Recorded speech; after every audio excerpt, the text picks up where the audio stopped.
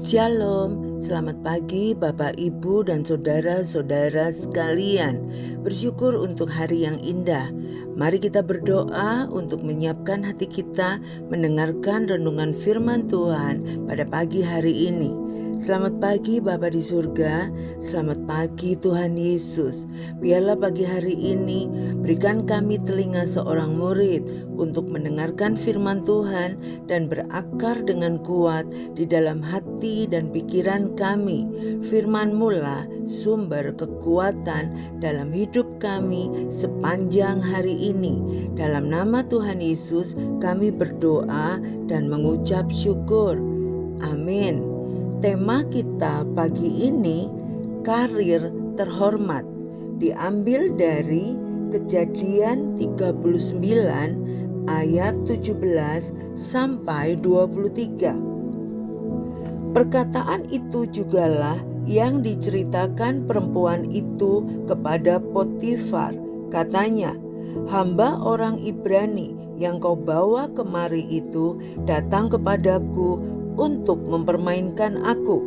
Tetapi ketika aku berteriak sekeras-kerasnya, ditinggalkannya bajunya padaku, lalu ia lari keluar. Baru saja didengar oleh tuannya perkataan yang diceritakan istrinya kepadanya, begini begitulah aku diperlakukan oleh hambamu itu, maka bangkitlah amarahnya. Lalu Yusuf ditangkap oleh tuannya dan dimasukkan ke dalam penjara, tempat tahanan-tahanan raja dikurung. Demikianlah Yusuf dipenjarakan di sana.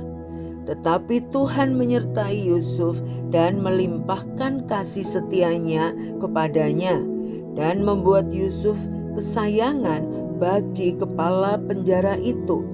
Sebab itu kepala penjara mempercayakan semua tahanan dalam penjara itu kepada Yusuf, dan segala pekerjaan yang harus dilakukan di situ dialah yang mengurusnya. Dan kepala penjara tidak mencampuri segala yang dipercayakannya kepada Yusuf, karena Tuhan menyertai dia, dan apa yang dikerjakannya dibuat Tuhan berhasil. Apakah yang menjadi standar kepuasan jika Anda bekerja? Penghasilan besar, jenjang karir yang Anda raih, prestasi yang Anda hasilkan? Lalu, seandainya semua yang telah disebutkan itu tidak tersedia, apakah Anda tetap akan bekerja sebaik-baiknya? Salah satu kisah yang memperlihatkan semangat kerja yang luar biasa adalah Yusuf. Awalnya Yusuf terpaksa bekerja tanpa gaji karena dijual oleh kakak-kakaknya. Pekerjaannya sebagai budak yang terasing dari keluarganya bukanlah kondisi yang menyenangkan. Tanpa kepastian, tanpa hari depan, namun ia bekerja tanpa dendam dan tidak pula bersungut-sungut. Godaan untuk berbuat dosa dari istri majikannya sendiri dapat ditepisnya. Namun akibatnya hidupnya makin terpuruk dalam penjara.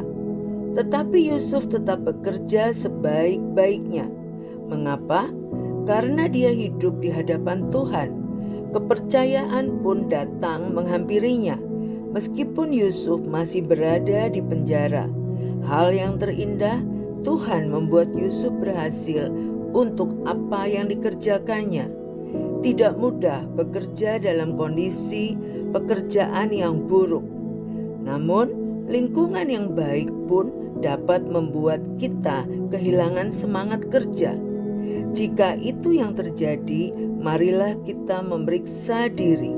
Apakah kita cenderung menyalahkan keadaan? Atau mungkin kita didera oleh rasa tidak puas dan kekhawatiran?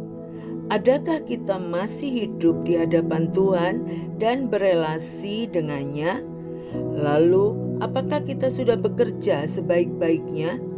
Sesungguhnya karir apapun dapat menjadi terhormat bila kita memberikan hasil kerja yang memuliakan nama-Nya.